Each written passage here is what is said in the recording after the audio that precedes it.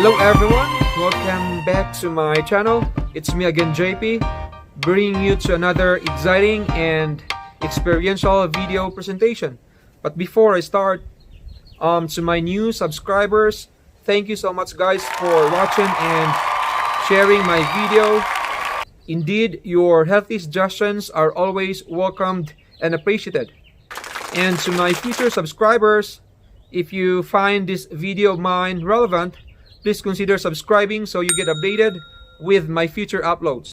In this video guys, I am going to share to you or with you my actual living expenses and salary deductions as a teacher here in New Mexico.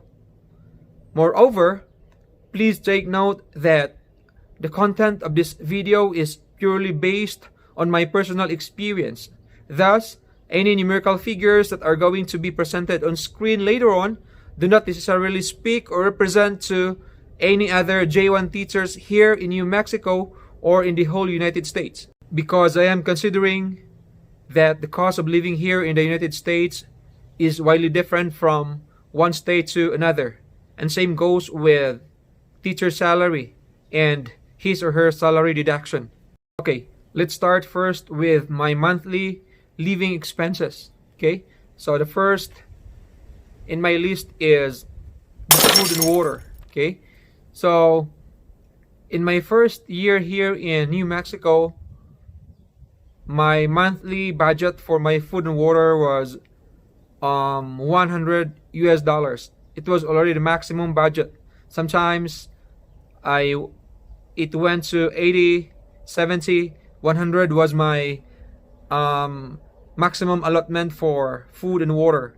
But since my family came here a few months ago, that budget increased and it went to 200. And right now, since after they're here for a few months already, we are consistent at 200 per month. That includes everything for our food and water already. Okay, next is my apartment. Since I came here, this is already my third house. The first one that I was staying with, it was an apartment, and we were 4 in that apartment. So I was paying for $217 US. That was my contribution. That already includes the utilities and gas, but excluding my laundry.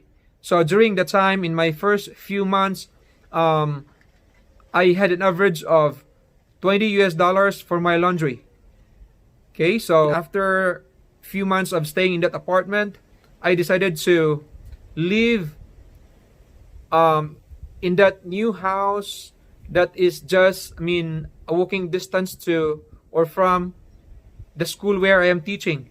So in that particular house, we were also 4 or 5, I guess. And my personal contribution, my personal share to pay the house was $300. That $300 already included utilities,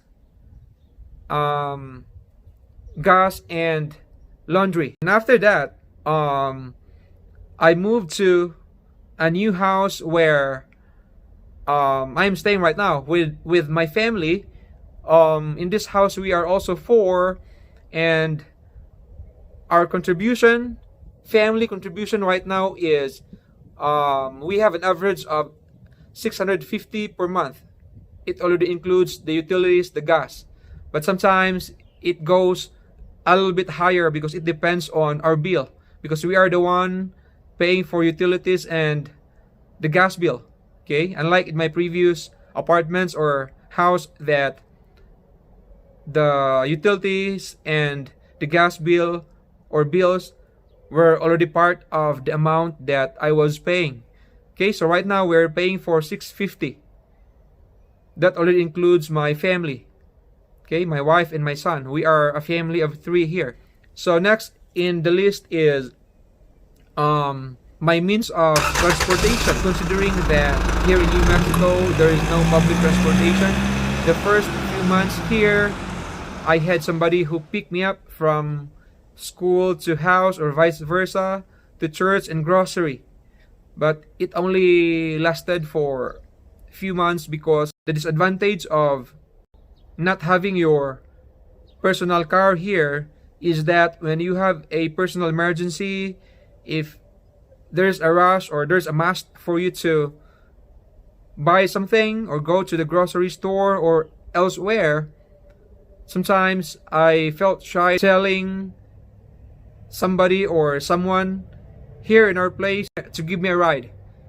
That's why I came to realize that though it sounded less practical to have my own car here in New Mexico, but I really came to that point that I really decided to have my own car through installment, monthly installment.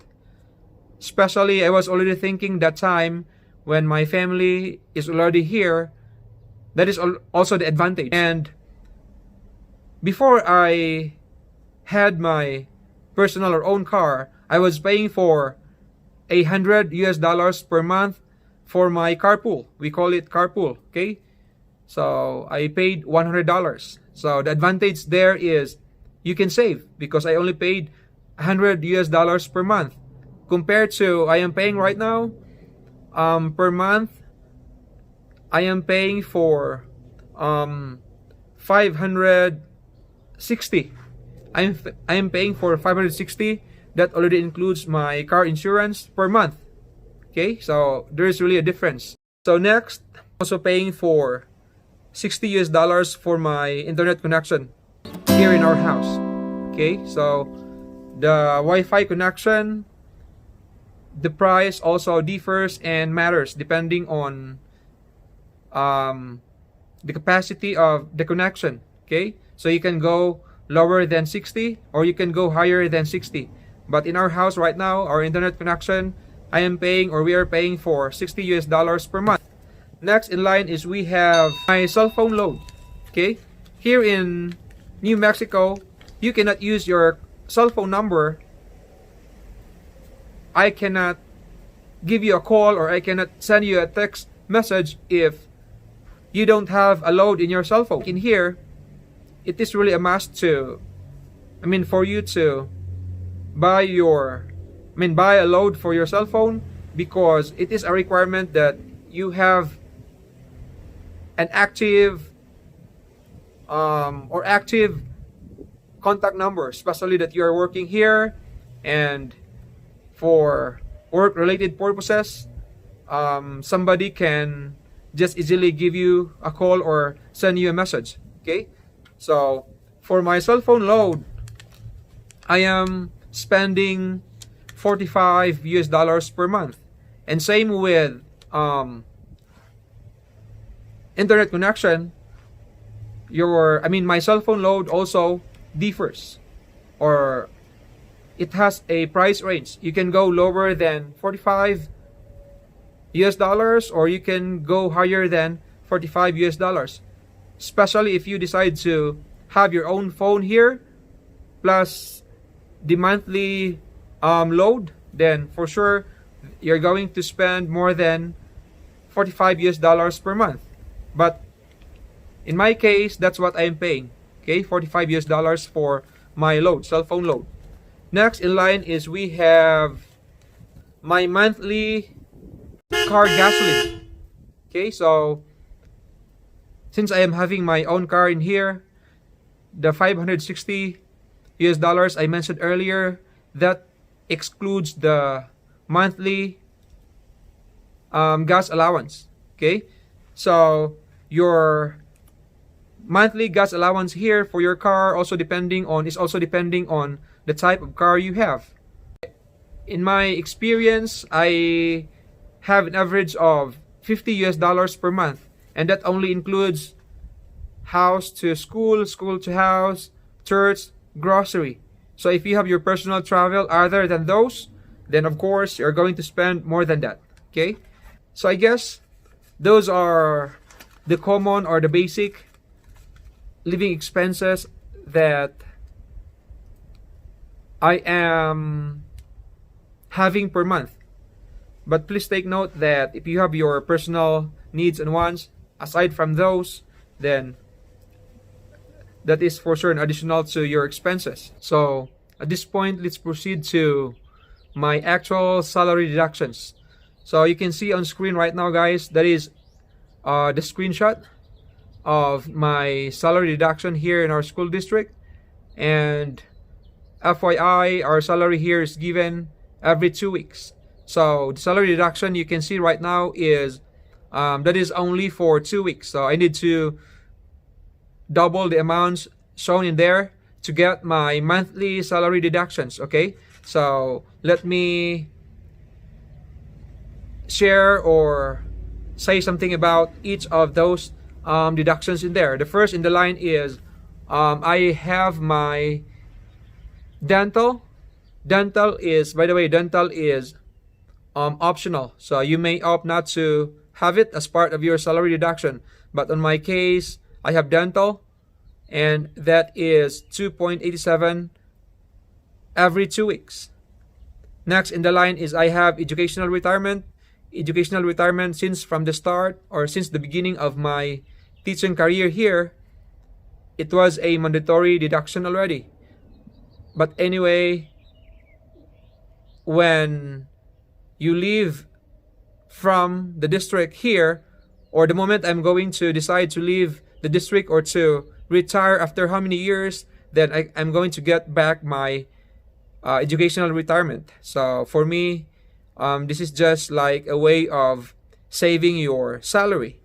The third in the line, the third on the list is federal tax. For federal tax, as a J1 teacher here, not just me, but for the rest of the J1 teachers in the United States, we are given a privilege if we decide not to be deducted for federal tax for our first, in my experience, for my first 1.5 year. So I opted not to be deducted for federal tax. But for those who still decided to be deducted for federal tax, they didn't have to worry about it, because I guess by the end of the school year or towards the end of the school year, they received their refund for their federal tax. Okay. Next in the line is FICA or FICA. It is an acronym for Federal Insurance Contributions Act. Same with federal tax. In my 1.5 year, I had that privilege not to be deducted for FICA, and the amount of that deduction is, for that deduction is $123.02 US every 2 weeks. And next on my list is my Medicare. And same with federal tax and FICA, my Medicare also, in my 1.5 year, I didn't have this deduction. So I only started these 3 federal, FICA, and Medicare last January 2020. Okay, prior to that, I didn't have these deductions, okay, in my pay stub or pay slip. And Medicare, my Medicare right now is $28.77 US every or per 2 weeks. Next on the line is New Mexico state tax. That is $64.37 US every 2 weeks. And same with the federal tax. We also, or personally, I also receive my refund for my New Mexico state tax in my 1.5 year here in our school district. Okay. And lastly, I have the retiree health care. My retiree health care, this deduction already started since the beginning of my teaching career here, and the amount is $19.87 US per 2 weeks or every 2 weeks. So if we have to get the sum or the total of these deductions per 2 weeks, this is going to be $522.34 US dollars per 2 weeks or every 2 weeks or per month, that is going to be 1,044.68 US dollars plus the expenses that I was mentioning earlier. So I guess right now you can estimate, you can do your own computation about how much how much is left for your salary after your salary deductions and your living expenses, if you're going to use my personal expenses, living expenses, and salary deductions as your reference. I hope, guys, this video is going to be helpful in your decision in the future of whether your dream of becoming a teacher here in the United States is going to be pursued or not. So see you in my next video, guys, and I hope you will continue to share and like my video, and if you have some healthy suggestions, those are welcomed or opened, and you can write them or you can write it in the comment section below. Okay, so thank you so much, guys.